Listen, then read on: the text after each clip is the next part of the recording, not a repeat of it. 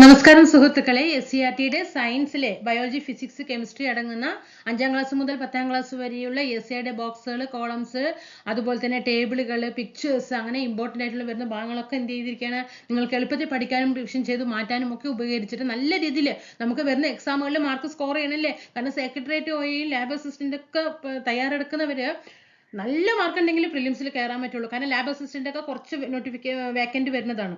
അപ്പോൾ അത്രയും അവർ അതിൽ സെലക്ട് ചെയ്യുള്ളൂ. അതേപോലെ തന്നെ സെക്രട്ടേറിയറ്റ് OAE ആണെങ്കിലും സ്റ്റേറ്റ് വൈഡ് ആണ്. അപ്പോൾ അതിലും അത്രയേ വരുള്ളൂ. അപ്പോൾ അതെന്ത് ചെയ്യണം, അത് മനസ്സിലാക്കിയിട്ട് പഠിക്കാനായിട്ട് ശ്രമിക്കണം. നല്ല രീതിയിൽ SCERTക്ക് പ്രാധാന്യം കൊടുക്കുക. അതുപോലെ തന്നെ മാത്സ്, കറണ്ട് അഫെയറിനൊക്കെ നല്ല ഇമ്പോർട്ടൻറ്റ് കൊടുത്തിട്ട് പഠിക്കുക കേട്ടോ. ഓക്കെ, അതുപോലെ തന്നെ previous question paper daily workout ചെയ്യാനായിട്ട് നോക്കുക. എന്നാലും നമുക്ക് നെഗറ്റീവ് കുറയ്ക്കാനായിട്ട് സാധിക്കുകയുള്ളൂ. നമുക്ക് ക്ലാസ്സിലേക്ക് പോകാം. സബ്സ്ക്രൈബ് ചെയ്യാതെ കാണുന്നുണ്ടെങ്കിൽ കൂട്ടുകാർ സബ്സ്ക്രൈബ് ചെയ്തിട്ട് സപ്പോർട്ട് ചെയ്യാനായിട്ട് ശ്രമിക്കണം കേട്ടോ. നിങ്ങളുടെ സപ്പോർട്ട് ഇല്ലാതെ നമുക്ക് ഒരിക്കലും കണ്ടിന്യൂ ചെയ്തിട്ട് പോകാൻ പറ്റില്ല. നിങ്ങളാണ് ഇതിന്റെ ആണിക്കല്ല് എന്ന് പറയുന്നത് അല്ലേ. നമ്മുടെ ഭരണഘടനയുടെ ആണിക്കല്ല് എന്നൊക്കെ പറയുന്ന പോലെ നമ്മുടെ ചാനലിലെ ആണിക്കല്ല് നിങ്ങൾ തന്നെയാണ്. അപ്പോൾ നിങ്ങൾ സപ്പോർട്ട് ചെയ്യുക, ലൈക്ക് ചെയ്യുക, പരമാവധി കൂട്ടുകാർക്ക് ഷെയർ ചെയ്തിട്ട് സപ്പോർട്ട് ചെയ്യാനായിട്ട് ശ്രമിക്കുക കേട്ടോ. താഴെ ഒന്ന് ജസ്റ്റ് കമന്റ് ഇടാൻ പറഞ്ഞിട്ട് പോലും ആരും കമന്റ് ഇടുന്നില്ല. വല്ലാത്ത സങ്കടം ഉണ്ട് കേട്ടോ. ഒന്ന് കമന്റ് ചെയ്തിട്ട് പോകാനായിട്ട് ശ്രമിക്കുക. ടെലിഗ്രാം ഗ്രൂപ്പിൽ കൂടിയിട്ട് ജോയിൻ ചെയ്യുക കേട്ടോ. നിറയെ ക്ലാസ് ഉണ്ട്. നമ്മുടെ ചാനലിൽ കയറിയിട്ട് നിങ്ങൾ ക്ലാസ്സുകളൊന്ന് കണ്ടു നോക്കുക. നിങ്ങൾ ടെലിഗ്രാമിൽ ജോയിൻ ചെയ്താൽ തന്നെ നിങ്ങൾക്ക് സ്ക്രോൾ ചെയ്തിട്ട് ഇങ്ങനെ പോകുമ്പോൾ ഇഷ്ടം പോലെ ക്ലാസ്സുകളുണ്ട്. അതൊക്കെ ഒന്ന് പഠിച്ച് മാറ്റിയാൽ മാത്രം മതി. നിങ്ങൾ അവിടെയും ഇവിടെയും കിടന്നിട്ട് അങ്ങോട്ടും ഇങ്ങോട്ടൊന്നും ഓടേണ്ട ആവശ്യമേ ഇല്ല. ഒരിടത്ത് നിന്ന് തന്നെ പഠിക്കാനായിട്ട് ശ്രമിക്കുക കേട്ടോ. നമുക്ക് ക്ലാസ്സിലേക്ക് പോകാം. അപ്പൊ ഇത് എത്രാമത്തെ ക്ലാസ് ആണ്? 9ാമത്തെ വീഡിയോ ആണ് കേട്ടോ. റെഡ് ഡാറ്റ ബുക്ക് നോക്കിക്കേ. വിവിധ രാജ്യങ്ങളായിട്ട് പ്രവർത്തിച്ചു വരുന്ന പരിസ്ഥിതി സംരക്ഷണ സംഘടനയാണ് IUCN. പ്രീവിയസ് ക്വസ്റ്റ്യൻ ആണ്. ഈ ടേബിൾ ഫുള്ളും പ്രീവിയസ് ആണ്. IUCN full form international union for conservation of nature. വംശനാശ ഭീഷണി നേരിടുന്ന സസ്യങ്ങളുടെയും ജന്തുക്കളുടെയും വിവരങ്ങൾ IUCNന്റെ ആഭിമുഖ്യത്തില് ഓരോ വർഷവും പട്ടികയാക്കപ്പെടുന്നു. ശ്രദ്ധിക്കണം കേട്ടോ. വംശനാശ ഭീഷണി നേരിടുന്ന സസ്യങ്ങൾ ആണെങ്കിലും ജന്തുക്കളുടെ ആണെങ്കിലും വിവരങ്ങൾ തയ്യാറാക്കുന്നത് ആരാണ്? IUCN ആണ്. IUCNന്റെ full form international union for conservation of Nature എന്നാണ്. ഇതാണ് എന്ത് ചെയ്യുന്നത്? റെഡ് ഡാറ്റ ബുക്ക് കേട്ടോ. വർഷവും പട്ടിക തയ്യാറാക്കപ്പെടുന്ന ഈ പട്ടികനെ പറയുന്ന പേരാണ് റെഡ് ഡാറ്റ ബുക്ക് കേട്ടോ. അപ്പൊ റെഡ് ഡാറ്റ ബുക്ക് തയ്യാറാക്കുന്ന ആരാന്ന് ചോദിച്ചാൽ IUCN ആണ്. എന്തിലാണ് റെഡ് ഡാറ്റ ബുക്ക്? വംശനാശ ഭീഷണി നേരിടുന്ന സസ്യങ്ങളുടെയും ജന്തുക്കളുടെയും വിവരങ്ങൾ തയ്യാറാക്കലാണ് റെഡ് ഡാറ്റ ബുക്ക്. ചില രാജ്യങ്ങൾ സ്വന്തം നിലയിൽ തന്നെ എന്ത് ചെയ്യും? റെഡ് ഡാറ്റ ബുക്ക് തയ്യാറാക്കുന്നുണ്ട്. ജൈവ വൈവിധ്യ ശോഷണം എത്രത്തോളം ഉണ്ടെന്ന് മനസ്സിലാക്കി സംരക്ഷണ പ്രവർത്തനങ്ങൾ ആസൂത്രണം ചെയ്ത് നടപ്പിലാക്കുന്നതിന് റെഡ് ഡാറ്റ ബുക്കിലെ വിവരങ്ങൾ സഹായകമാണ്. ഇനി നോക്കാം. വെരി ഇമ്പോർട്ടന്റ്, വെരി ഇമ്പോർട്ടന്റ് ആണ്. വന്യജീവി സങ്കേതങ്ങൾ, നാഷണൽ പാർക്കുകൾ നോക്കാം. ഇൻസ്റ്റിറ്റ്യൂട്ട് കൺസർവേഷൻ കണ്ടോ. ഇൻസ്റ്റിറ്റ്യൂട്ട് കൺസർവേഷൻ, അതുപോലെ കമ്മ്യൂണിറ്റി റിസർവുകൾ, ഇതൊക്കെ പ്രീവിയസ് ആണ്. നമുക്ക് നോക്കാം. വൈൽഡ് ലൈഫ് സാങ്ച്വറി നോക്കൂ. വന്യജീവി സങ്കേതങ്ങൾ ആവാസ വ്യവസ്ഥകളെ പരിരക്ഷിച്ചുകൊണ്ട് വന്യജീവികളുടെ വംശനാശം തടയാനായി പ്രഖ്യാപിക്കപ്പെട്ട വനമേഖലയാണ് വന്യജീവി സങ്കേതങ്ങൾ. പേപ്പാറ വന്യജീവി സങ്കേതം എവിടെയാണ്? പേപ്പാറ തിരുവനന്തപുരം. പെരിയാറ്, വയനാട് തുടങ്ങിയവ കേരളത്തിലെ വന്യജീവി സങ്കേതങ്ങൾക്ക് ഉദാഹരണങ്ങളാണ്. പേപ്പാറ വന്യജീവി സങ്കേതം, പെരിയാർ വന്യജീവി സങ്കേതം, വയനാട് വന്യജീവി സങ്കേതങ്ങളൊക്കെ എന്താണ്? നമ്മുടെ കേരളത്തിലെ വന്യജീവി സങ്കേതങ്ങളിൽ ഉൾപ്പെട്ടതാണ്. ഇനി നാഷണൽ പാർക്കുകൾ നോക്കൂ. വന്യജീവികളെ സംരക്ഷിക്കുക മാത്രമല്ല ഒരു മേഖലയിലെ ചരിത്ര സ്മാരകങ്ങളും പ്രകൃതി വിഭവങ്ങളും ഭൗമ സവിശേഷതകളും ഒക്കെ കൂടിയിട്ട് സംരക്ഷിക്കുന്നതിനായിട്ട് രൂപീകരിക്കപ്പെട്ടതാണ് നാഷണൽ പാർക്കുകൾ കേട്ടോ. വന്യജീവികൾ സംഭേദം പറയുമ്പോൾ വന്യജീവികളെ മാത്രം ആവാസ വ്യവസ്ഥയ്ക്കുള്ളിൽ സംരക്ഷിക്കുക. പക്ഷെ നാഷണൽ പാർക്ക് അങ്ങനെയല്ല. വന്യജീവികളോടൊപ്പം തന്നെ ചരിത്ര സ്മാരകങ്ങളാണെങ്കിലും പ്രകൃതി വിഭവങ്ങളാണെങ്കിലും ഭൗമ സവിശേഷതകളെയൊക്കെ സംരക്ഷിച്ച് നിർത്തലാണ് ആരുടെ പണി? നാഷണൽ പാർക്കുകൾ അല്ലേ. ഏതൊക്കെയാണ് നമ്മുടെ കേരളത്തിലുള്ള നാഷണൽ പാർക്കുകൾ? ഇരവികുളം ദേശീയോദ്യാനം പറയില്ലേ നമ്മള്. ഇരവികുളം ദേശീയോദ്യാനം, സൈലന്റ് വാലി ദേശീയോദ്യാനം, ആനമുടി ചോല, മതികെട്ടാൻ ചോല, പാമ്പാടും ചോല അല്ലെ. അങ്ങനെ എന്നിവയാണ് കേരളത്തിലെ നിലവിലുള്ള നാഷണൽ പാർക്കുകൾ. ഇനി നോക്കൂ. കമ്മ്യൂണിറ്റി റിസർവുകൾ. പൊതുജന പങ്കാളിത്തത്തോടെ 2024 ഈ അടുത്ത എക്സാമിന് ചോദിച്ചതാണ്. ഈ വാക്കൊന്ന് ശ്രദ്ധിച്ചോ. പൊതുജന പങ്കാളിത്തത്തോടെ സംരക്ഷിക്കപ്പെടുന്ന പ്രദേശങ്ങളെ പറയുന്ന പേര് ചോദിച്ചിട്ടുണ്ട്. കമ്മ്യൂണിറ്റി റിസർവുകളാണ് അല്ലെ. കമ്മ്യൂണിറ്റി, പൊതുജന പങ്കാളിത്തത്തോടെ സംരക്ഷിക്കപ്പെടുന്ന പ്രദേശങ്ങളെയാണ് എന്ത് പറയുന്നത്? കമ്മ്യൂണിറ്റി റിസർവുകൾ. ജനവാസ കേന്ദ്രങ്ങൾക്കിടയിലെ പരിസ്ഥിതി പ്രാധാന്യമേറിയ പ്രദേശങ്ങൾ ആണിവ. ഏതൊക്കെയാണ് നോക്കാം. മലപ്പുറം, കോഴിക്കോട് ജില്ലകളിലായിട്ട് സ്ഥിതി ചെയ്യുന്ന കടലുണ്ടി കമ്മ്യൂണിറ്റി റിസർവ് ഇതിനൊരു ഉദാഹരണമാണ്. അപ്പൊ നമ്മുടെ കേരളത്തിലെ ഒരു കമ്മ്യൂണിറ്റി റിസർവിന് ഉദാഹരണം ഏതെന്ന് ചോദിച്ചാൽ അത് കടലുണ്ടിയാണ്. മലപ്പുറം, കോഴിക്കോട് ജില്ലകളിലാണ്. മലപ്പുറം ഏത് ജില്ലയാണ് കൂടെ? കോഴിക്കോട്. ഓക്കെ ആണോ? കോഴിക്കോട്. ഇനി നോക്കാം. ബയോസ്ഫിയർ റിസർവ്, കാവുകള്, ഇക്കോളജിക്കൽ ഹോട്ട്സ്പോട്ട് ഒക്കെ നോക്കാം. ബയോസ്ഫിയർ റിസർവ് നോക്കൂ. ലോകത്തിലെ പ്രധാനപ്പെട്ട ആവാസ വ്യവസ്ഥകളെയും ജൈവ വൈവിധ്യത്തെയും ജനിതക സ്രോതസ്സുകളെയും സംരക്ഷിക്കുക എന്ന ഉദ്ദേശത്തോടെ സ്ഥാപിക്കപ്പെട്ട വിശാലമായ ഭൂപ്രദേശമാണിത്. നീലഗിരി, അഗസ്ത്യമല എന്നീ ബയോസ്ഫിയർ റിസർവുകൾ കേരളത്തിലെ പ്രദേശങ്ങൾ കൂടിയിട്ട് ഉൾപ്പെട്ടിട്ടുണ്ട് കേട്ടോ.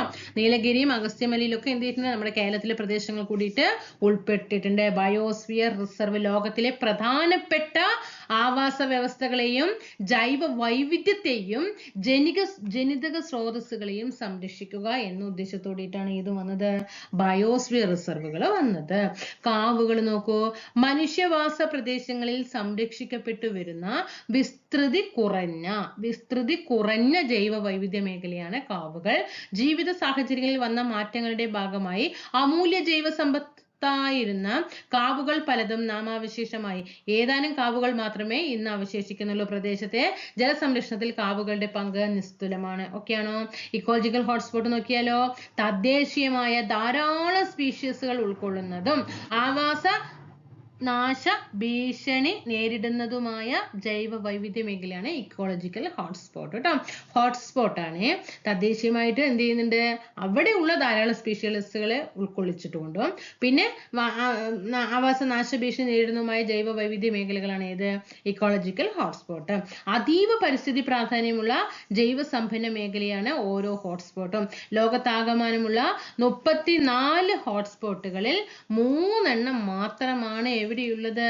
നമ്മുടെ ഇന്ത്യയിൽ. ഈ ഏരിയ പ്രീവിയസ് ക്വസ്റ്റ്യൻ ആണ് കേട്ടോ. ഈ ഏരിയ പ്രീവിയസ് ക്വസ്റ്റ്യൻ ആണ്.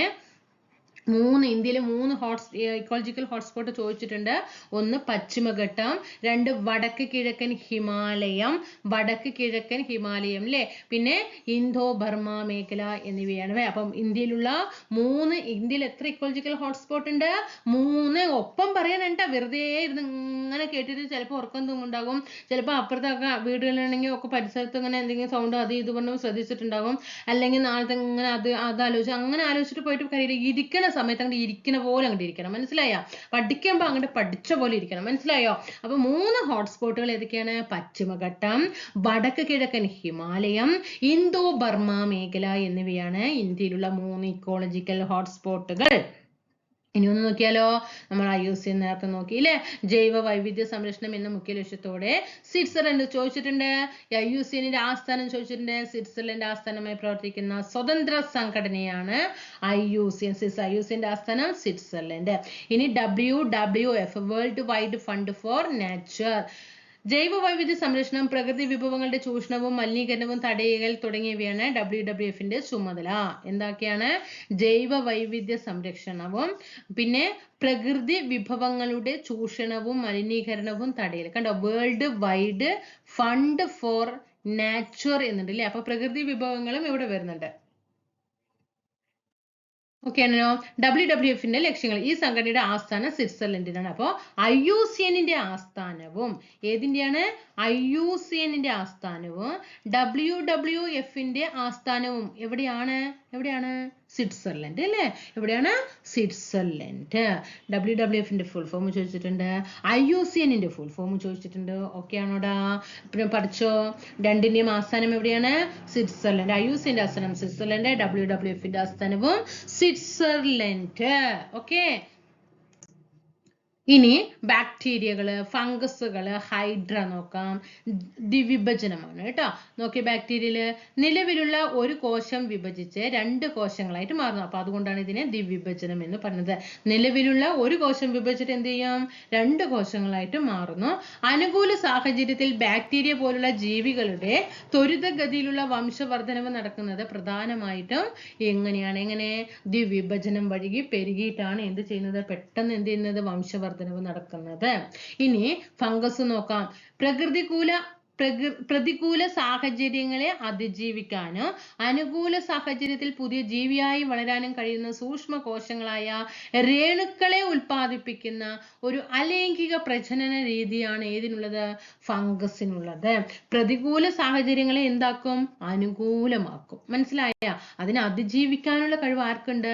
ഫംഗസിനുണ്ട്. എന്നിട്ട് അനുകൂല സാഹചര്യത്തിൽ ആൾ എന്ത് ചെയ്യും? പുതിയ ജീവിയായിട്ട് വളരുകയും സൂക്ഷ്മകോശങ്ങളായ രേണുക്കളെ ഉൽപ്പാദിപ്പിക്കുന്ന ഒരു ലൈംഗികമല്ല അലൈംഗിക പ്രജനന രീതിയാണ് ഏതിനുള്ളത്?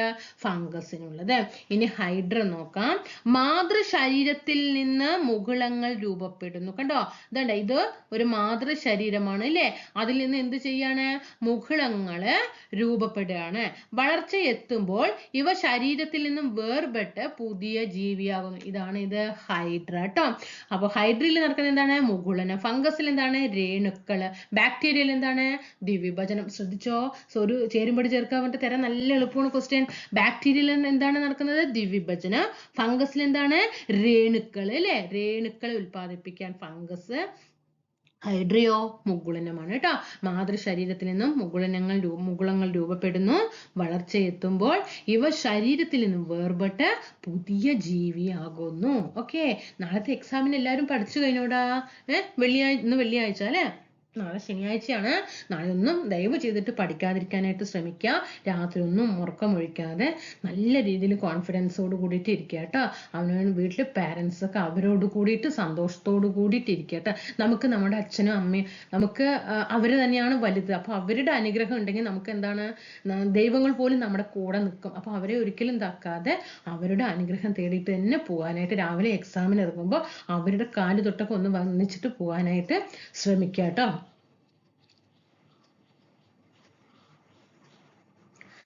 പെട്ടെന്ന് ഇമോഷണൽ ആയതാണ്, കാരണം എനിക്ക് രണ്ടുപേരും ഇല്ല. അപ്പോ അവരുടെ അനുഗ്രഹം തേടിയിട്ട് പോകാനായിട്ട് ശ്രമിക്കുക കേട്ടോ. ഓക്കെ, നമുക്കിനി ബീജ സംയോഗം നോക്കാം. ഇവിടെ ചിത്രം തന്നിട്ടുണ്ട്, പരാഗരേണുക്കൾ തന്നിട്ടുണ്ട്, പരാഗണ സ്ഥലം തന്നിട്ടുണ്ട്, ട്യൂബ് ന്യൂക്ലിയസ് തന്നിട്ടുണ്ട്, ജനറേറ്റീവ് ന്യൂക്ലിയസ് തന്നിട്ടുണ്ട്, പരാഗനാളി, അതുപോലെ ഒവ്യൂള, അണ്ടാശയം, പോളാർ ന്യൂക്ലിയസുകൾ, അണ്ടം. ഓക്കെ, അപ്പോൾ പരാഗരേണുവിൽ ജനറേറ്റീവ് ന്യൂക്ലിയസ്, ട്യൂബ് ന്യൂക്ലിയസ് എന്നിങ്ങനെ 2 ന്യൂക്ലിയസ് ഉണ്ട് കേട്ടോ. അതൊന്ന് നോക്കി വെക്കണേ. പരാഗരേണുവില് എത്ര തരം ന്യൂക്ലിയസ് ഉണ്ട്? 2 തരം ന്യൂക്ലിയസ് ഉണ്ട്. ഒന്ന് ജനറേറ്റീവ് ന്യൂക്ലിയസും 2 ട്യൂബ് ന്യൂക്ലിയസും. പരാഗണ സ്ഥലത്ത് പതിക്കുന്ന പരാഗണ രേണുവിൽ നിന്ന് രൂപപ്പെടുന്ന പരാഗനാളി അണ്ടാശയത്തിന് നേരെ വളരുന്നു. ഇതോടൊപ്പം പരാഗരേണുവിലെ ന്യൂക്ലിയസുകളും പരാഗനാളിയിലേക്ക് പ്രവേശിക്കും. എന്നിട്ട് ഈ ഒരു പരാഗ എന്ന് പറയുമ്പോൾ തന്നെ നമുക്ക് ഇതാണ് അല്ലെ? പരാഗനാളിയിൽ വെച്ച് ജനറേറ്റീവ് ന്യൂക്ലിയസ് വിഭജിച്ച് 2 പുംബീജങ്ങൾ രൂപപ്പെടുന്നു. എന്നാൽ ട്യൂബ് ന്യൂക്ലിയസ് ശിഥിലീകരിച്ചു പോകുന്നു. അപ്പൊ ഇവിടെ പരാഗണ രേണുവിൽ 2 ന്യൂക്ലിയസ് ഉണ്ടെന്ന് മനസ്സിലാക്കി വെക്കുക. ഒന്ന് ജനറേറ്റീവ് ന്യൂക്ലിയസും ട്യൂബ് ന്യൂക്ലിയസും. ജനറേറ്റീവ് ന്യൂക്ലിയസ് വിഭജിച്ചിട്ട് എന്ത് ചെയ്യും? വീണ്ടും ഒരു 2 പുംബീജങ്ങളെ ഉണ്ടാക്കുന്നുണ്ട്. പക്ഷെ ഇവിടെ ട്യൂബ് ന്യൂക്ലിയസ് ശിഥിലീകരിച്ചിട്ട് പോവുകയാണ് ചെയ്യുന്നത്. ഇനി പരാഗനാളിലൂടെ അണ്ടാശയത്തിലെത്തുന്ന ഈ പുംബീജങ്ങളിൽ 2 പുംബീജം ഇല്ലേ? അതിൽ ഒന്ന് എന്ത് ചെയ്യാണ്? അണ്ഡവുമായിട്ട് യോജിച്ച് സിക്താണ്ഡമായിട്ട് മാറുന്നു കേട്ടോ. സിക്താണ്ഡമായി മാറുന്നു. രണ്ടാമത്തെ പുംബീജം അണ്ടാശയത്തിലെ പോളാർ ന്യൂക്ലിയസുമായിട്ട് ചേരുന്നു. അതിൽ നിന്നാണ് എൻഡോസ്പേം രൂപപ്പെടുന്നത്. അപ്പൊ ഒന്നാമത്തെ പുംബീജം എന്ത് ചെയ്യുന്നു? അതിൽ നിന്ന് സിക്താണ്ഡം രൂപപ്പെടുന്നു. രണ്ടാമത്തെ പുംബീജത്തിൽ നിന്ന് എന്ത് ചെയ്യും? പോളാർ ന്യൂക്ലിയസുമായിട്ട് ചേർന്നിട്ട് അതിൽ നിന്ന് എൻഡോസ്പേം രൂപപ്പെടുന്നു. അപ്പൊ ഒന്നിൽ നിന്ന് ഏതാണ്? സിക്താണ്ഡം. രണ്ടാമത്തെ പുംബീജത്തിൽ നിന്ന് എൻഡോസ്പേം കേട്ടോ. സിക്താണ്ഡം വളർന്നിട്ടാണ് ഭ്രൂണമായിട്ട് മാറുന്ന. പ്രീവിയസ് ആണ്. സിക്താണ്ഡം വളർന്നിട്ട് ഭ്രൂണമായും എൻഡോസ്പേം ഭ്രൂണ വളർച്ചയ്ക്ക് ആവശ്യമായിട്ടുള്ള സമൃദ്ധ ആഹാരമായിട്ടും മാറുന്നു. മനസ്സിലായോ?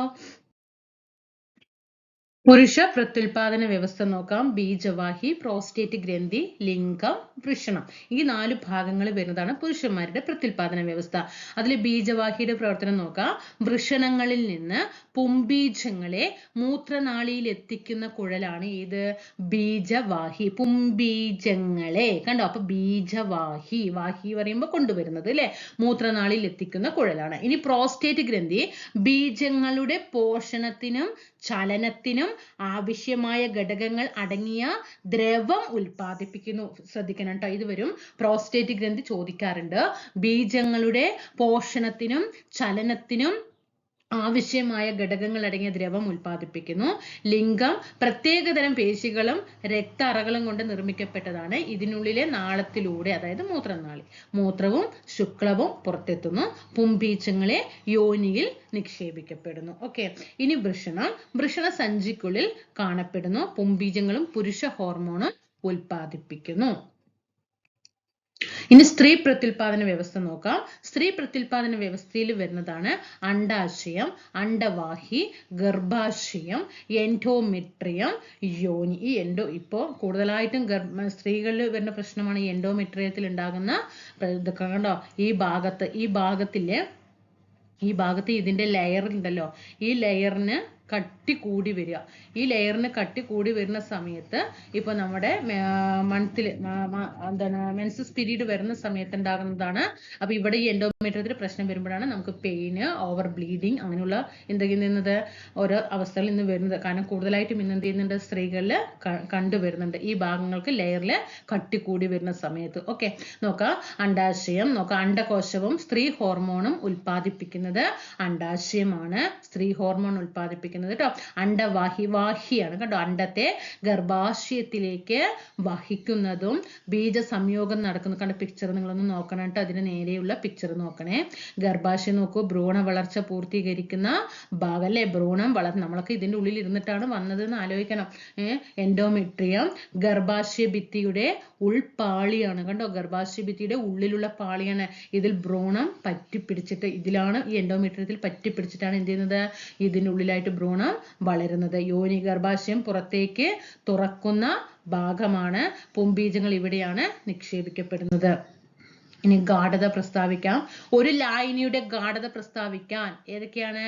ഒന്ന് മാസ് പെർസെന്റേജും പാർട്സ് പെർ മില്യണും. ഒരു ലായനിയുടെ ഗാഢത പ്രസ്താവിക്കാൻ ഉപയോഗിക്കുന്ന അളവുകളാണ് mass percentage, parts per million. ലായനിയിൽ ലയിച്ചു ചേർന്ന ലീനത്തിന്റെ അളവ് ശതമാനത്തിൽ പ്രസ്താവിക്കുന്ന രീതിയാണ്. ഇപ്പൊ ഒരു ലായനി, അതായത് ഒരു വെള്ളത്തില് ഒരു ലയിച്ചു ചേർന്ന ലീനം, പഞ്ചസാര അല്ലെ, നമ്മൾ ലീനമായിട്ട് എന്തെടുക്കും, പഞ്ചസാര എടുക്കും അല്ലെ. അപ്പൊ ഈ ലീനത്തിന്റെ അളവ്, ഈ പഞ്ചസാരയുടെ അളവ് അല്ലെ, അതില് എത്ര ശതമാനമാണ് എന്ന് പ്രസ്താവിക്കുന്നതാണ് മാസ് പെർസെന്റേജ് എന്ന് പറയുന്നത്. ഓക്കെ ആണോ? ഇനി പാർട്സ് പെർ മില്യൺ നോക്കൂ.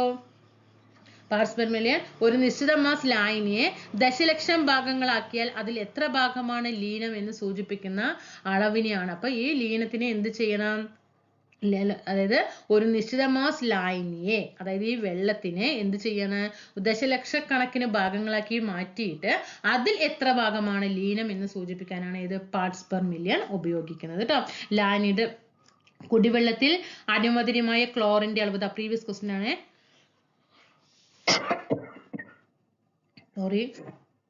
എന്താണ് കുടിവെള്ളത്തിൽ അനുവദനീയമായ ക്ലോറിന്റെ അളവ്? പ്രീവിയസ് ക്വസ്റ്റ്യൻ ആണ്. 4 ppm ആണ് കേട്ടോ, 4 ppm ആണ്.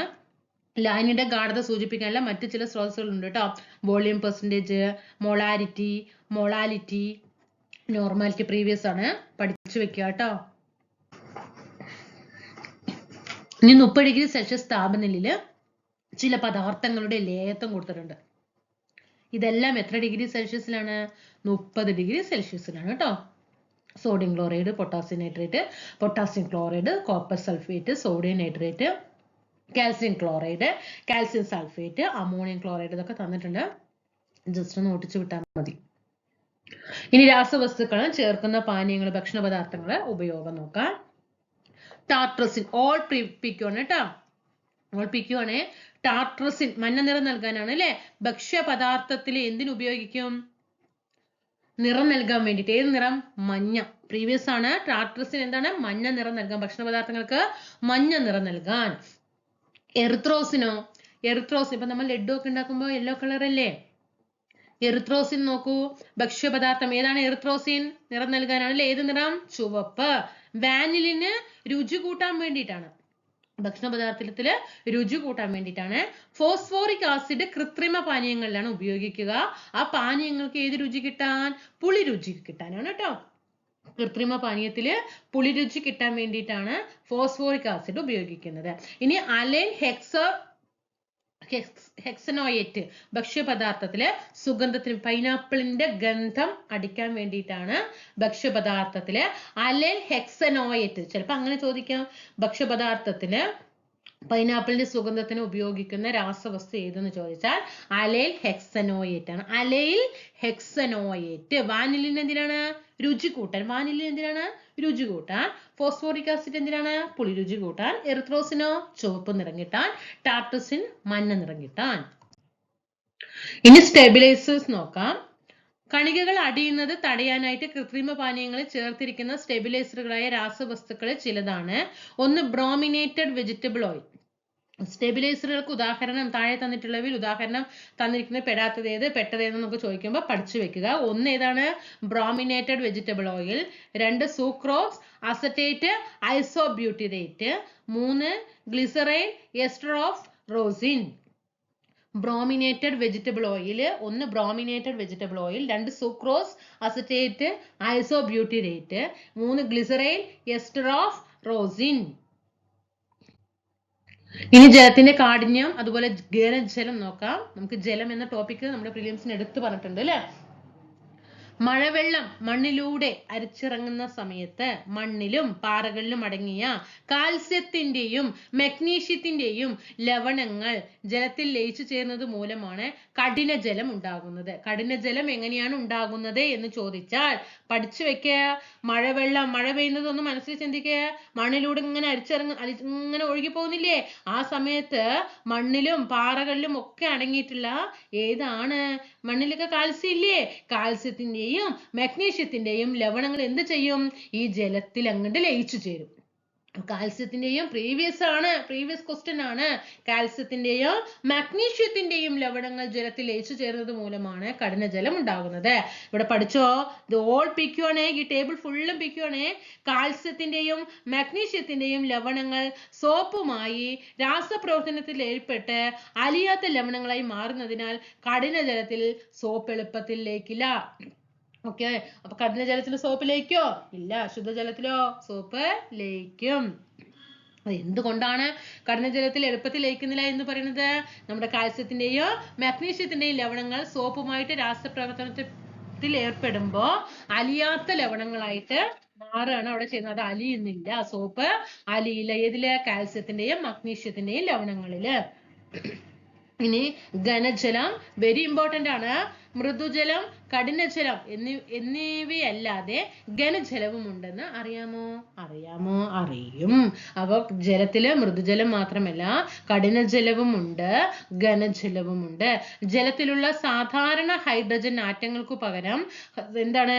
ഹൈഡ്രജന്റെ ഐസോട്ടോപ്പ് ആയിട്ടുള്ള ഡ്യൂട്ടീരിയം അടങ്ങിയിരിക്കുന്ന ജലമാണ്. വെരി ഇമ്പോർട്ടന്റ് ആണ്. പഠിച്ചു വെക്കും മക്കളെ, പഠിച്ചു വെക്കടാ, മറക്കരുതേ. ഹൈഡ്രജന്റെ ഐസോട്ടോപ്പുകൾ ഏതൊക്കെയാണ്? പ്രോട്ടിയം, ഡ്യൂട്ടീരിയം, പിന്നെ ഏതാണ്? ട്രിഷിയം. ഏതൊക്കെയാണ്? Protium, deuterium, tritium. അപ്പൊ നമ്മുടെ രണ്ടാമത് കിടക്കുന്ന ഡ്യൂട്ടീരിയത്തിൽ അടങ്ങിയിരിക്കുന്ന ജലമാണ് ഏത്? ഘനജലം. ഡ്യൂട്ടീരിയം അടങ്ങിയിരിക്കുന്ന ജലമാണ് ഘനജലം. ഇത് ന്യൂക്ലിയർ റിയാക്ടറുകളിലാണ് ഉപയോഗിക്കുന്നത്. ഘനജലം ഉപയോഗിക്കുന്നത് എവിടെയാണ്? ന്യൂക്ലിയർ റിയാക്ടറുകളിലാണ്. പഠിച്ചോ? നമ്മുടെ സാധാരണ ഹൈഡ്രജൻ ആറ്റങ്ങൾക്ക് പകരം എന്ത് ചെയ്യാണ്?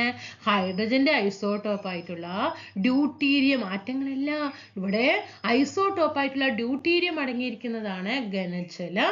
ന്യൂക്ലിയർ റിയാക്ടറുകളിലാണ് ജലം ഉപയോഗിക്കുന്നത്, ഘനജലം ഉപയോഗിക്കുന്നത്. ഇനി റബ്ബർ നോക്കാം. ഇലാസ്തികത സ്വഭാവമുള്ള പ്രകൃതിദത്ത പോളിമറാണ് റബ്ബർ. ഇനി റബ്ബർ മരത്തിൽ നിന്നെടുക്കുന്ന റബ്ബർ പാലിൽ, അതായത് ലാറ്റക്സിൽ നിന്നാണ് റബ്ബർ വേർതിരിച്ചെടുക്കുന്നത്. ഐസോപ്രീൻ കണ്ടോ? ഇത് ക്വസ്റ്റ്യൻ നിങ്ങൾ കഴിഞ്ഞ പ്രിലിംസിന് 28-ാം തീയതി നടന്ന പ്രിലിംസ് ചെയ്തത് ഓർമ്മയുണ്ടോ? ഐസോപ്രീൻ എന്ന മോണോമർ തന്മാത്രകൾ ചേർന്നിട്ടായിട്ടുള്ള പോളിമറാണ് റബ്ബറില്. 28-ാം തീയതി നടന്ന എക്സാമിൽ ചോദിച്ചതാണ്. നമ്മുടെ റബ്ബറിൽ അടങ്ങിയിരിക്കുന്ന പോളിമർ ഏതെന്ന് ചോദിച്ചു. ഏതാണ്? ഐസോപ്രീൻ ആണ്. ഐസോപ്രീന് റബ്ബറിന്റെ സ്വഭാവങ്ങളുള്ള കൃത്രിമ പോളിമറുകൾ നിർമ്മിച്ചെടുത്തിട്ടുണ്ട്. ഇവ കൃത്രിമ റബ്ബർ എന്നറിയപ്പെടുന്നു. കൃത്രിമ റബ്ബറുകൾക്ക് ഉദാഹരണം നോക്കൂ. നിയോപ്രീൻ, തയോക്കോൾ, ബ്യൂണ എസ് ബ്യൂണ എന്നിവ ഇക്കൂട്ടത്തിൽ പെടുന്നു. അപ്പൊ നിങ്ങൾ ഇവിടെ ഒന്നാമത്തെ പോയിന്റ് പഠിക്കേണ്ടത് റബ്ബറിന്റെ പോളിമർ ഏത് എന്ന് ചോദിച്ചാൽ മോണോമർ തന്മാത്രകൾ ചേർന്നുണ്ടായിട്ടുള്ള പോളിമർ ആണ് റബ്ബർ. ഓക്കെ, ഏതിന്റെ മോണോമർ? ഐസോപ്രീൻ എന്ന മോണോമർ തന്മാത്രകൾ ചേർന്നിട്ടുള്ള പോളിമർ ആണ് ഏത്? റബ്ബർ. അപ്പോ റബ്ബറിന്റെ മോണോമർ ഏതാണ്? റബ്ബറിന്റെ മോണോമർ ഏതാണ്? ഐസോപ്രീൻ ആണ്. മറക്കരുത് കേട്ടാ, മറക്കരുത് കുട്ടികളെ. റബ്ബറിന്റെ മോണോമർ ഏതാണ്? ഐസോപ്രീൻ. എങ്കിൽ കൃത്രിമ നോക്കൂ, പോളിമർ നോക്കൂ, നോക്കിയേ ഇവിടെ നോക്കുക. നമ്മൾ ഐസോപ്രീൻ എന്ന് പറയുന്നത് മോണോമർ തന്മാത്രകൾ ചേർന്നുണ്ടായിട്ടുള്ള പോളിമർ ആണ് റബ്ബർ എന്ന് പറഞ്ഞു അല്ലെ. ഇവിടെ ശ്രദ്ധിക്കണേ, കൃത്രിമ പോളിമറുകൾക്ക് ഉദാഹരണം അടുത്ത എക്സാമുകളിൽ വരും. നോക്കിക്കോ, ഇപ്പൊ നാളത്തെ എക്സാമിന് ഉണ്ടാകുമോ എന്നുള്ളത് നമുക്കറിയില്ല. അപ്പൊ ഈ ടേബിളിൽ നിന്ന് തന്നെ അവർ രണ്ടാമത് വീണ്ടും ക്വസ്റ്റ്യൻ ഇട്ടിട്ടുണ്ടെങ്കിൽ അതെന്താണ്? കയറി വരും. കൃത്രിമ പോളിമറുകൾക്ക്, റബ്ബറിന്റെ സ്വഭാവമുള്ള കൃത്രിമ പോളിമറുകൾക്ക് ഉദാഹരണം ഏത് എന്ന് ചോദിച്ചാൽ ഒന്ന് പഠിച്ചു വെക്കേ, നിയോപ്രീൻ. കൃത്രിമ റബ്ബറിന് ഉദാഹരണം ഏതൊക്കെയാണ്? നിയോപ്രീൻ, തയോക്കോള്, പഠിച്ചേ, ബ്യൂണായസ് ബ്യൂണ നമ്മൾ എഴുതുവോ? ഇല്ല അല്ലെ. നിയോപ്രീന്, തയോക്കോൾ, പഠിക്കേ, നിയോപ്രീൻ, തയോക്കോൾ, ബ്യൂണായസ് ബ്യൂണ എന്നിവ ഇക്കൂട്ടത്തിൽ പെടുന്നു. പഠിച്ചിട്ടുണ്ടോ നിങ്ങള്? ഇനി നൈലോണും റയോണും നോക്കാം. ഇതൊക്കെ രസതന്ത്ര നിത്യജീവിതത്തിൽ എന്ന് പറയുന്ന നമുക്കൊരു ഏരിയ പഠിക്കാനുണ്ട് അല്ലേ. അത് അതിൽ വരുന്നതാണ്. ആദ്യമായി നിർമ്മിക്കപ്പെട്ട കൃത്രിമ നൂൽത്തരമാണ് നൈലോൺ. പ്രീവിയസ് ക്വസ്റ്റ്യൻ ആണ്. കൃത്രിമ നൂൽത്തരം ഏതാണ്? നൈലോൺ ആണ്. ന്യൂയോർക്ക്, ലണ്ടൻ എന്നീ നഗരങ്ങളുടെ പേരിൽ നിന്നാണ് നൈലോണിന് ആ പേര് ലഭിച്ചത്. ഓ, കണ്ടോ, ലണ്ടനിലെ ലണ്ണ്, ന്യൂ കണ്ടോ, നൈല്, ന്യൂയോർക്ക്. ഇനി ഈ നഗരങ്ങളിലാണ് നൈലോൺ ആദ്യമായിട്ട് വിറ്റഴിക്കപ്പെട്ടത്. കൃത്രിമ പട്ട് എന്നറിയപ്പെടുന്ന അർദ്ധ കൃത്രിമ നൂൽത്തരമാണ് ഇത് റയോൺ. പഠിച്ചോട്ടാ, കൃത്രിമ പട്ട് കണ്ടോ, റയോൺ ആണ് ട്ടാ. കൃത്രിമ പട്ട് എന്നറിയപ്പെടുന്ന അർദ്ധ കൃത്രിമ നൂൽത്തരമാണ് റയോണ്. അപ്പോ ഇവിടെ പഠിക്കേണ്ടത് ആദ്യമായി നിർമ്മിക്കപ്പെട്ട കൃത്രിമ നൂൽത്തരം ഏത് എന്ന് ചോദിച്ചാൽ നൈലോൺ ആണ്. ഏതാണ്? നൈലോൺ. കൃത്രിമ പട്ട് എന്നറിയപ്പെടുന്ന അർദ്ധ കൃത്രിമ നൂൽത്തരമാണ് ഇത് റയോണ്. പ്രകൃതിദത്ത സിൽക്കിന് സമാന സ്വഭാവമുള്ള റയോണ് പട്ടുവസ്ത്രങ്ങൾ നിർമ്മിക്കാൻ ഉപയോഗിക്കുന്നത്. പട്ടുവസ്ത്രങ്ങൾ നിർമ്മിക്കാൻ ഉപയോഗിക്കുന്നത് ഏതാണ്? റയോൺ ആണ് കേട്ടോ. റയോൺ ആണ്. പട്ടുവസ്ത്രങ്ങൾ നിർമ്മിക്കാൻ ഉപയോഗിക്കുന്ന നൂൽത്തരം ഏതാണ്? റയോൺ ആണ്. ആദ്യമായിട്ട് നിർമ്മിക്കപ്പെട്ട കൃത്രിമ നൂൽത്തരം നൈലോൺ ആണ് കേട്ടോ. ഇനി അല്പം പ്ലാസ്റ്റിക് ചരിത്രം നമുക്ക് നോക്കാം. രൂപമാറ്റം വരുത്താൻ കഴിയുന്ന എന്ന അർത്ഥം വരുന്ന പ്ലാസ്റ്റിക്കോസ് എന്ന ഗ്രീക്ക് വാക്കിൽ നിന്നാണ് പ്ലാസ്റ്റിക്കിന് ആ പേര് ലഭിച്ചത്. 1856 അലക്സാണ്ടർ പാക്സ് നിർമ്മിച്ചെടുത്ത പാക്കിസീൻ എന്ന പദാർത്ഥമാണ് പ്ലാസ്റ്റിക്കിന് സമാനമായി ആദ്യം നിർമ്മിക്കപ്പെട്ട വസ്തു. 1909 ലിയോ ബേക്കലറ്റ് എന്ന ബെൽജിയൻ രസതന്ത്രജ്ഞൻ നിർമ്മിച്ച ബേക്കലൈറ്റ് ആണ് ആദ്യത്തെ കൃത്രിമ പ്ലാസ്റ്റിക്. അപ്പൊ ആദ്യത്തെ കൃത്രിമ പ്ലാസ്റ്റിക് ഏതാണ്? Bakelite, plastic. അപ്പൊ ഇതൊന്ന് കണക്ട് ചെയ്യാൻ എന്ത് ചെയ്യാ? പ്ലാസ്റ്റിക് നമ്മുടെ ബക്കറ്റില് ആ ബക്കറ്റൊക്കെ പ്ലാസ്റ്റിക് ആണെന്ന് പഠിച്ചു വെക്കുക കേട്ടാ. ആ ബക്കറ്റൊക്കെ എന്താണ്? അതൊരു പ്ലാസ്റ്റിക് ആണെന്ന് പഠിച്ചു വെച്ചിട്ടാ. അപ്പൊ ആദ്യത്തെ കൃത്രിമ പ്ലാസ്റ്റിക് ബേക്കലൈറ്റ്. ബക്കറ്റ് നമ്മൾ പറയാറില്ലേ, ബേക്കലൈറ്റ്. ആദ്യത്തെ കൃത്രിമ നൂൽത്തരം ഏതാണ്? നൈലോണ്. പട്ടുവസ്ത്രങ്ങൾ നിർമ്മിക്കാൻ ഉപയോഗിക്കുന്ന നൂൽത്തരം റയോൺ ആണ്. റബ്ബറിന്റെ മോണോമർ അല്ലെങ്കിൽ റബ്ബറിന്റെ പോളിമർ ഏതാണ്? ഐസോപ്രീൻ ആണ്. കൃത്രിമ റബ്ബറുകൾക്ക് ഉദാഹരണം ഏതൊക്കെ പഠിച്ചു? നിയോപ്രീന്, തയോക്കോള്, ബ്യൂണായസ് ബ്യൂണ. ഓക്കെ, ഇനി പ്ലാസ്റ്റിക്കുകളുടെ ഘടന നോക്കാം. വിവിധ പ്ലാസ്റ്റിക്കുകൾ അവയുടെ തന്മാത്രാ ഘടനയിൽ വ്യത്യാസപ്പെട്ടിരിക്കുന്നു. തെർമോപ്ലാസ്റ്റിക്കുകളെ ലീനിയർ പോളിമർ എന്ന് വിളിക്കുന്നു. മോണോമറുകൾ നേർരേഖയിൽ ചേർന്നുണ്ടായവയാണിത്. തെർമോസെറ്റിംഗ് പ്ലാസ്റ്റിക്കുകൾ മോണോമർ യൂണിറ്റുകൾ പല ദിശയിൽ കുറുകെ ചേർന്ന ഘടന ഉള്ളവയാണ്. ഇവ രണ്ടും തമ്മിൽ ഘടനയുള്ള വ്യത്യാസം കൊടുത്തിട്ടുണ്ട്.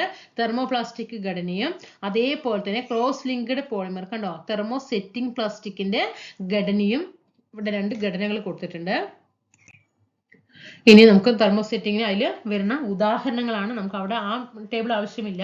ഇവിടുത്തെ വെരി ഇമ്പോർട്ടൻ്റ് ആണ് കേട്ടോ. കൺഫ്യൂഷൻ വരുന്ന ഒരു ഭാഗമാണ് തെർമോപ്ലാസ്റ്റിക്കും തെർമോസെറ്റിംഗ് പ്ലാസ്റ്റിക്കും. തെർമോപ്ലാസ്റ്റിക്കിന് ഉദാഹരണമാണ് പോളിത്തീനും പോളിവിനൈൽ ക്ലോറൈഡും. അപ്പൊ പോ എന്ന് വരുന്ന രണ്ടെണ്ണം ഏതാണ് തെർമോപ്ലാസ്റ്റിക് ആണെന്നുള്ളത് ഓർത്ത് വെക്കുക കേട്ടോ. തെർമോപ്ലാസ്റ്റിക് ഏതൊക്കെയാണ്? പോളിത്തീനും പോളിത്തീന് പോളിവിനൈൽ ക്ലോറൈഡും എന്തിനു ഉദാഹരണമാണ്? തെർമോപ്ലാസ്റ്റിക്കിന് ഉദാഹരണമാണ്. ഈ പോളിത്തീനാണ് വിവിധ പാക്കറ്റുകളും ട്യൂബുകളും കണ്ടെയ്നറുകളൊക്കെ നിർമ്മിക്കുന്നതിനും പോളിവിനൈൽ ക്ലോറൈഡ് അതായത് PVC ഇലക്ട്രിക്കൽ വയറിങ്ങിനും പ്ലംബിങ്ങിനും ഷൂസുകൾ ഹാൻഡ് ബാഗ് റെയിൻകോട്ട് ബോട്ടിൽ ഫർണിച്ചറുകളൊക്കെ നിർമ്മിക്കാം. അപ്പൊ തെർമോപ്ലാസ്റ്റിക്കിന് ഉദാഹരണം ഏതാണ്? രണ്ടെണ്ണം മാർക്ക് കിട്ടണം, അത്രേ ഉള്ളൂ. അതിനു വേണ്ടി ഞാൻ ഇങ്ങനെ പറയുന്നത് കേട്ടോ. ഏതൊക്കെയാണ്? പോളിത്തീനും പോളിവിനൈൽ ക്ലോറൈഡും. ഇനി തെർമോസെറ്റിംഗ് പ്ലാസ്റ്റിക്കിന് ഉദാഹരണമാണ് ബേക്കലൈറ്റ്. ആദ്യത്തെ കൃത്രിമ പ്ലാസ്റ്റിക് നമ്മൾ പഠിച്ചില്ലേ, ബക്കറ്റ് എന്ന് പറയില്ലേ, ബേക്കലൈറ്റ്. അതായത് തെർമോസെറ്റിംഗ് പ്ലാസ്റ്റിക്സ്. പിന്നെ മെലാമിൻ ഫോർമാൽഡിഹൈഡ് റൈസിൻ പൊട്ടാത്ത പ്ലാസ്റ്റിക് പാത്രങ്ങൾ നിർമ്മിക്കുന്നതിനാണ് ഏത്? Melamine formaldehyde resin. അപ്പോൾ ശ്രദ്ധിക്കുക, തെർമോസെറ്റിംഗ് പ്ലാസ്റ്റിക്സ് എന്ന് പറയുന്നത് നമ്മൾ പറഞ്ഞു ആദ്യത്തെ കൃത്രിമ പ്ലാസ്റ്റിക് ആയിട്ടുള്ള ബേക്കലൈറ്റ്. അതേപോലെ തന്നെ നല്ല പൊട്ടാത്ത പ്ലാസ്റ്റിക് ആയിട്ടുള്ളതൊക്കെ വരുന്നതും ഏതാണ്?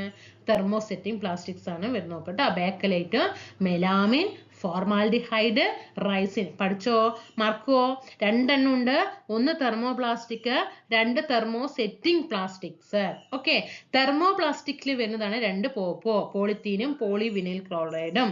ഇനി തെർമോസെറ്റിംഗ് പ്ലാസ്റ്റിക്സിലാണ് ബേക്കലൈറ്റും മെലാനിൻ ഫോർമാൽഡിഹൈഡ് റൈസിനും.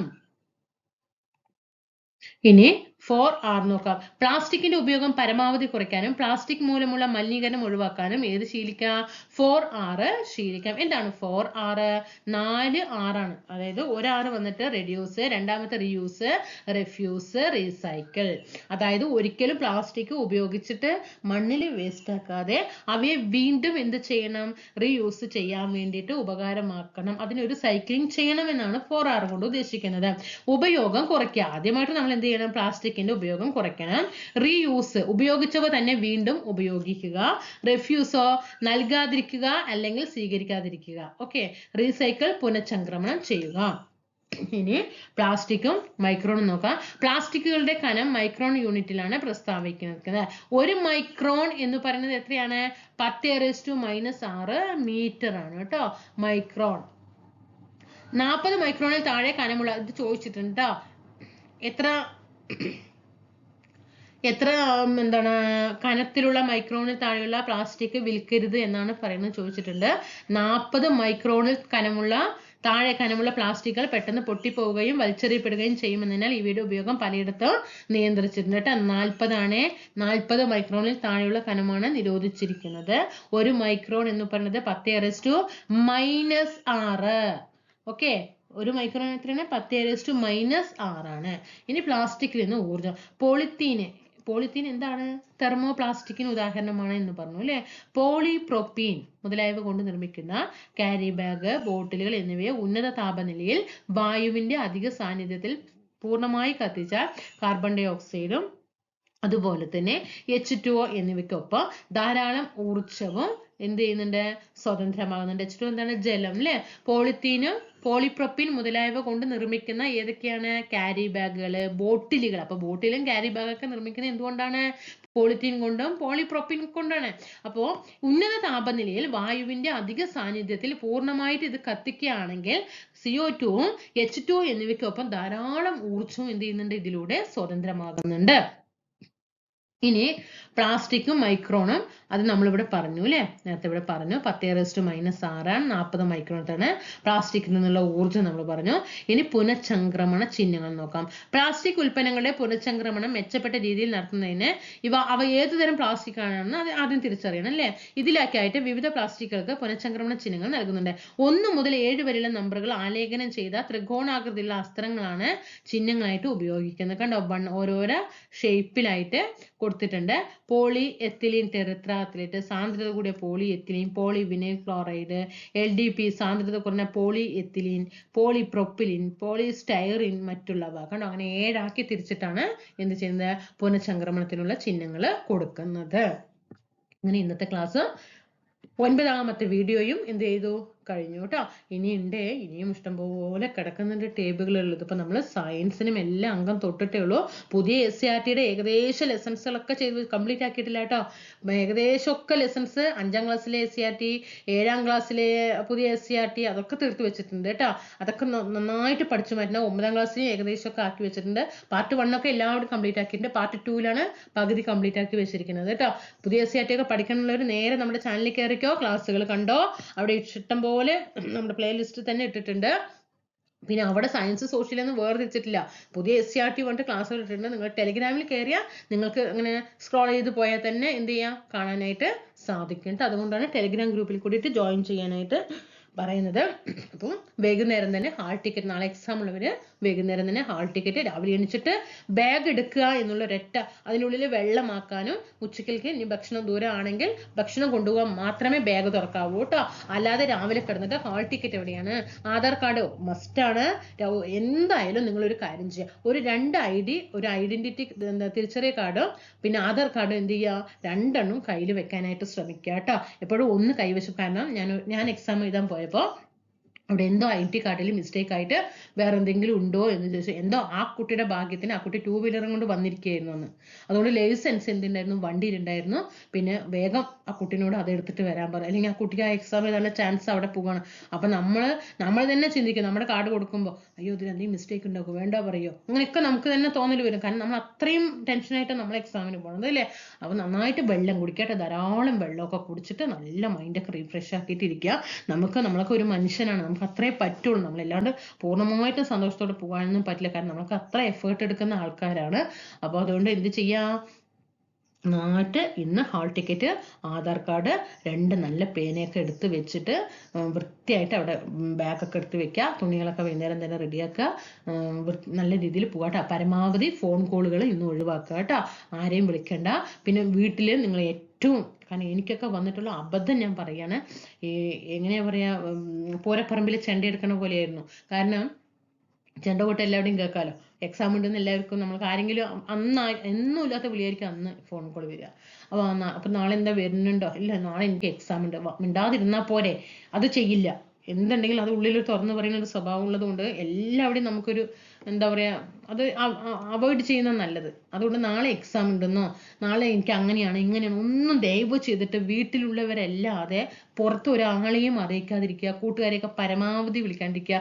ചിലപ്പോൾ ബൈ ചാൻസ് ഒരു ഫോൺ വിളിയായിരിക്കും, കൂട്ടുകാർ വിളിക്കും, എന്താണ് ഡി അല്ലെങ്കിൽ ഡാ എന്ന് പറഞ്ഞിട്ട്, നീ ആ ടോപ്പിക്ക് നോക്കിയിട്ട് ബ്രിക്സ് നോക്കിയടാ, ദക്ഷിണാഫ്രിക്ക എത്രാമത്തെ ഏത് വർഷത്തിലാണ് അതിൽ ജോയിൻ ചെയ്തത്, എപ്പോഴാണ് ബ്രിക്സ്. ദൈവം സഹായിച്ച് നമ്മളത് വായിച്ചിട്ടില്ലെങ്കിൽ മതിയോ, അതുപോലെ വായിച്ച് മുഴുവൻ അവിടെ അങ്ങോട്ട് ഇട്ടുപോയിടും അല്ലേ. അപ്പൊ അത് പഠിക്കണം കേട്ടോ. അപ്പൊ എന്ത് ചെയ്യാ, അത് എന്താണ് ഫോൺ കോളുകൾ പരമാവധി ഒഴിവാക്കുക കേട്ടോ. പിന്നെ അങ്ങനെ ഫോൺ നോക്കിയിട്ട് എന്റർടൈൻമെന്റ് ആയിട്ട് അങ്ങനെ ഒന്നും ചെയ്യരുത്. മുറ്റത്തൂടെയൊക്കെ നടന്നിട്ടും വ്യായാമം ചെയ്തിട്ടും ഒക്കെ നല്ല ഫ്രഷ് ആക്കിയിട്ട് മനസ്സിലിരുത്താനായിട്ട് ശ്രമിക്കുക കേട്ടോ. നേരം വെളുക്കുമ്പോൾ പോകുമ്പോഴും അവിടേക്കാണെന്ന് ആരെങ്കിലും ചോദിച്ചാൽ എക്സാം ആണ്, ഇന്നവിടെയാണ് സെന്റർ, ഇതൊന്നും ദയവ് ചെയ്തിട്ട് പറയാതെ പോകുക. നമുക്ക് ആരെയും ബോധിപ്പിക്കേണ്ട ആവശ്യമില്ല, നമുക്ക് നമ്മുടെ വീട്ടുകാരെ ബോധിപ്പിച്ചാൽ മതി. പിന്നെ അവരോടും പറയാ എക്സാം അങ്ങനെ പോയിരിക്കുകയാണെന്നൊന്നും പറയണ്ടെന്ന് പറയാനായിട്ട് ശ്രമിക്കുക കേട്ടോ. ഇതൊക്കെ അപകടം വരുത്തി നമ്മുടെ PSC പരാജയങ്ങളിൽ ഏറ്റവും വലിയ കാര്യങ്ങളാണ് ഇങ്ങനെയുള്ള കാര്യങ്ങൾ. ഒഴിവാക്കുക, പറയേണ്ടതേ പറയാവൂ കേട്ടോ. ഓക്കെ, നമുക്ക് അടുത്ത ക്ലാസ്സിൽ കാണാം. കൂട്ടുകാർ സ്നേഹം നിലയ്ക്ക് പറഞ്ഞതാണ് കേട്ടോ. നിങ്ങളുടെ സമയം കളഞ്ഞതിന് ക്ഷമിക്കുക. നമുക്ക് അടുത്ത ക്ലാസ്സിൽ വീണ്ടും കാണാം. നന്നായിട്ട് കറണ്ട് അഫെയർ ഒന്നും കൂടി പറയണേ. Aditya L1, expo SAT, Chandrayaan 1 and 2, 3 എല്ലാ സിനിമ അവാർഡുകളും, IFFK, കാൻ ചലച്ചിത്രമേള, അതുപോലെ തന്നെ കേന്ദ്ര സാഹിത്യ Akademi award, Kerala Sahitya Akademi award, Nobel prize, Oscar, ഈ കഴിഞ്ഞ ഒളിമ്പിക്സുകൾ, അങ്ങനെയുള്ളതൊക്കെ ഇമ്പോർട്ടൻ്റ് കൊടുത്തിട്ട് ഇന്ന് വായിക്കാനായിട്ട് ശ്രമിക്കട്ടെ. ഇങ്ങനെ തിരഞ്ഞെടുത്ത് തന്നെ പഠിക്കാനായിട്ട് ശ്രമിക്കാം. അതുപോലെ നമ്മുടെ MS സ്വാമിനാഥൻ, വത്സല, പിന്നെ സക്കീർ ഹുസൈൻ, അന്തരിച്ചില്ലേ സക്കീർ ഹുസൈൻ, നോക്കിയിട്ട് പോണേട്ടാ. അത് വെറും ക്വസ്റ്റ്യൻ വരും, സക്കീർ ഹുസൈനെ നോക്കിയിട്ട് പോകുക. ആരാ മരിച്ചു ചോദിക്കില്ല, നമുക്കറിയാം സക്കീർ ഹുസൈൻ ആണുള്ളത്. അദ്ദേഹത്തിന് എന്തെങ്കിലുമൊക്കെ ചോദിക്കാനായിട്ട് സാധ്യത ഉണ്ടാകുമോ, അതൊക്കെ നോക്കുക. ISROയുടെ നേട്ടങ്ങൾ നന്നായിട്ട് നോക്കിയിട്ട് പോകുക. പിന്നെ സാമൂഹ്യ സുരക്ഷാ പദ്ധതികൾ, അതൊക്കെ ആയിരിക്കണം ഇന്ന് കറണ്ട് അഫെയറിൽ പഠിക്കേണ്ടത് കേട്ടോ. അല്ലാതെ ഇരുന്ന് മാസത്തിലും ഇതിലൊന്നും പഠിക്കാനായിട്ട് പോകാനിട്ട് അതൊക്കെ പഠിച്ചു മാറ്റാനായിട്ട് ശ്രമിക്കുക കേട്ടോ. നമുക്ക് അടുത്ത ക്ലാസ്സിൽ കാണാം. Thank you.